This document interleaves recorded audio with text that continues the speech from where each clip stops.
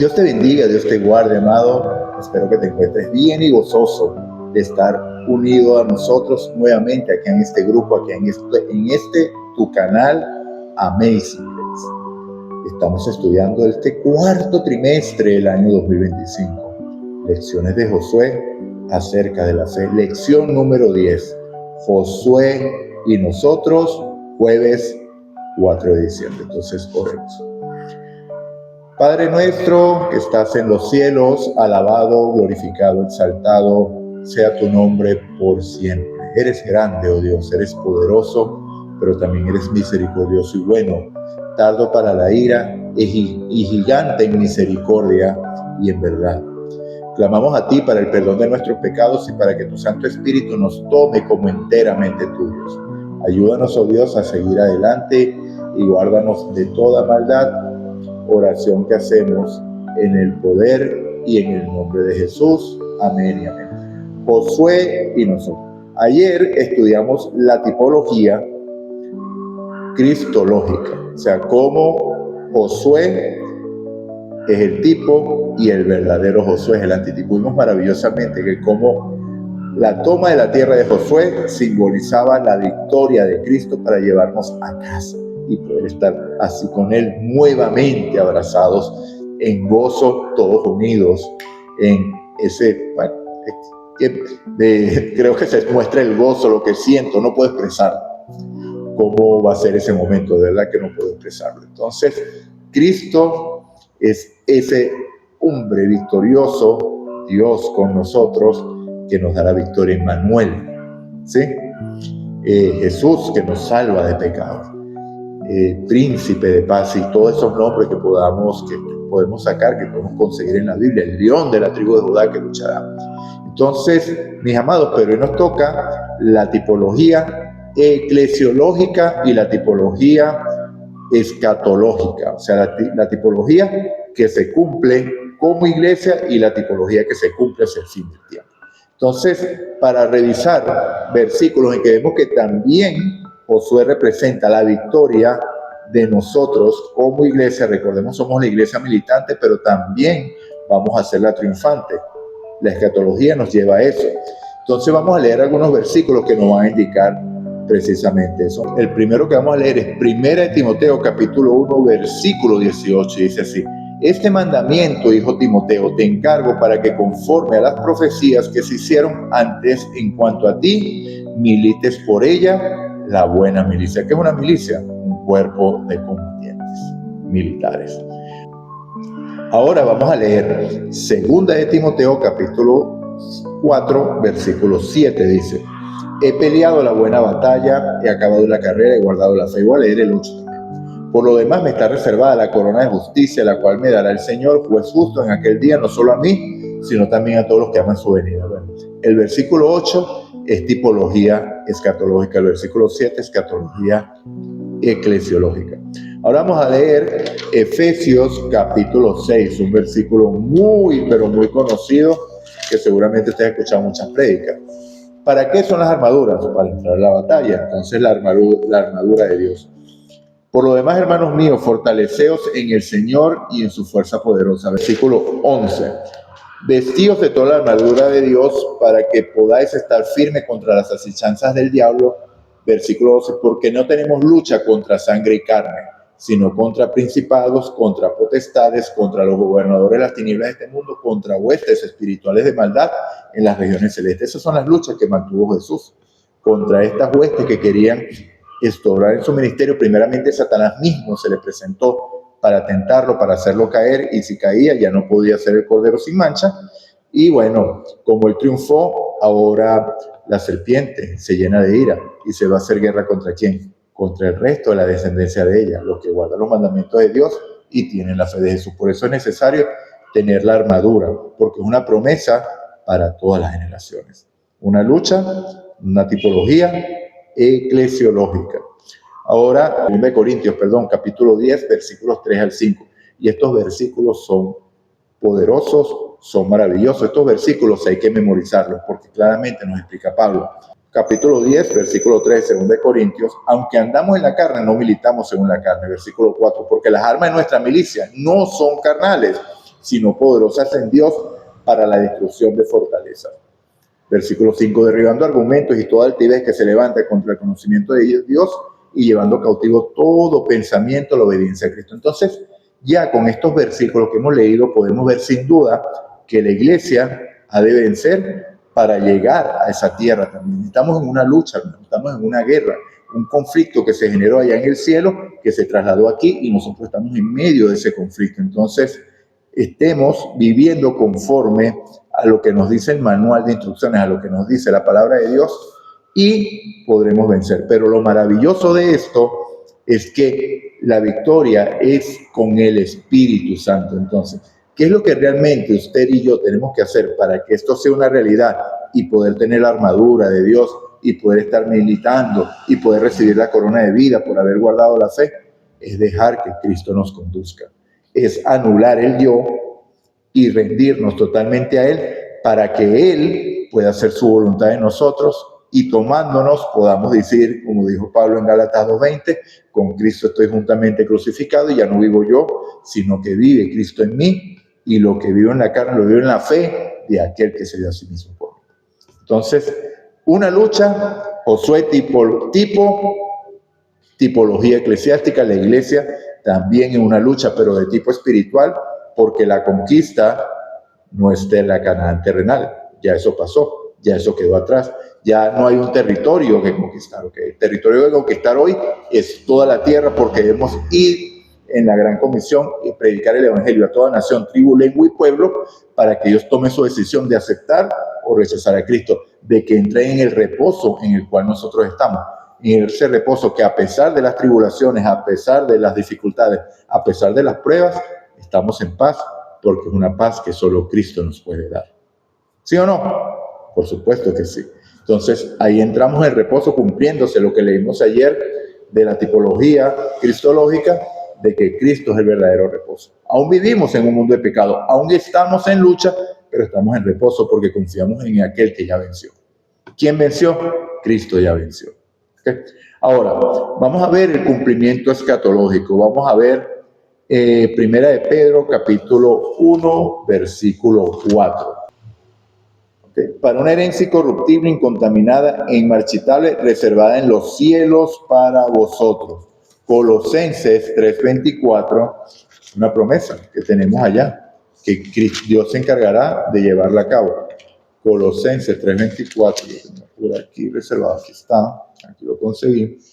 Dice, sabiendo que del Señor recibiréis la recompensa de la herencia, porque al Cristo el Señor servís. Apocalipsis capítulo 20, versículo 9, para que veamos que la lucha es hasta el final. Y esta parte es lucha escatológica, pero también es eclesiológica, porque es la lucha final. Fíjense lo que dice 29, Apocalipsis 29. Subieron por la churra de la tierra y rodearon el campamento de los santos y la ciudad amada, pero de Dios descendió fuego del cielo y los consumió. Aquí vemos quién es el que realmente lucha la batalla. Finalmente, la batalla va a ser terminada porque Dios va a luchar Él mismo para terminar de derrotar a las huestes de maldad de los lugares celestes. Esta es la segunda muerte. Este es el fuego eterno que descenderá para consumir a los impíos y a los demonios que se rebelaron contra Él. Y finalmente, Apocalipsis capítulo 21, versículo 3, dice, y oí una gran voz del cielo que decía, el tabernáculo de Dios está ahora con los hombres. Él morará con ellos y ellos serán su pueblo. Y Dios mismo estará con elos como su Dios. ¡Gloria a Dios! Este es el que más me gustó, porque este es mi anhelo. Estar con Jesús, poder abrazar a mi Jesús, poder aferrarme a Él y decirle, gracias, Señor, gracias. Gracias porque por lo que hiciste por mí yo no lo merecía, pero tú me amaste tanto que diste tu vida por mí. Gracias. Entonces, mis amados, el cumplimiento antitípico se cumple en dos fases. Una parte la cumple Cristo, bueno, que ese es el cumplimiento total, por no me vayan a apedrear, y otra parte la cumple la iglesia, porque la iglesia también tiene que vencer. Y Cristo, como lo leímos en Primera de Pedro, lo voy a leer una vez más, Primera de Pedro, capítulo 1, versículo 4, dice tan maravillosamente: para una herencia incorruptible, incontaminada e inmarchitable, reservada en los cielos para vosotros. Entonces, para poder tener esta herencia incorruptible, inmarchitable y sin contaminación, es necesario que nosotros hayamos sido transformados por el poder de Dios a una naturaleza. No una naturaleza, porque la naturaleza la va a modificar Él en su venida, pero el carácter sí va a ser purificado por Él antes de su venida. Hoy Cristo lo está haciendo. Recuerda que está haciendo purificación en el santuario, ¿no? Está purificando el lugar santísimo. Entonces, mis amados, el cumplimiento final y completo de la tipología de Josué ocurrirá en ocasión de la segunda venida de Jesucristo. Esa es, como lo dije, la tipología escatológica. La vida de Josué reflejaba a tal punto el carácter de Dios que ciertos aspectos de ella adquirieron un carácter profético que presagiaban la actividad y la persona del Mesías. Entonces, la pregunta del día de hoy: Josué, el tipo modelo, preguntó a los israelitas, ¿hasta cuándo serán negligentes para ir a tomar posesión de la tierra que les dio el Señor, Dios de sus padres? Eso lo leemos en Josué capítulo 18, versículo 3. ¿Cómo formularía hoy esa pregunta Jesús, el antitipo de Josué? ¿Hasta cuándo vas a estar en incredulidad, no creyendo lo que ya yo hice por ti? Entra en mi reposo y deja que yo cumpla lo que prometí en ti, y eso te dará pase a donde yo te llevo. Porque dice Juan capítulo 14, versículos 1 al 3, que Jesús dice claramente: no se turbe vuestro corazón y tenga miedo. Crees en Dios, cree también en mí. En la casa de mi Padre muchas moradas hay.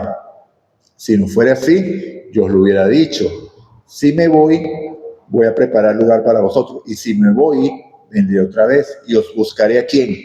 A mí mismo. ¿Ok? Entonces es una obra que Él se está encargando de realizar Él mismo. Y os llevaré conmigo para que donde yo esté, vosotros también estéis. Entonces, maravillosas promesas, amados. Vemos cómo se cumple, cómo el tipo y el antitipo, de verdad que fue una lección no fácil esta semana, porque teología, entender los tipos, antitipos, la tipología bíblica y todo esto es asunto que hay que prestar mucha atención, porque en esto se basa la Biblia, en tipos y antitipos, pero todos esos tipos, por más que hay una parte que es eclesiológica y escatológica, nos llevan a Cristo, porque a la larga la victoria de la iglesia la logró Cristo, la victoria escatológica la logró Cristo. Entonces ahora cobra sentido.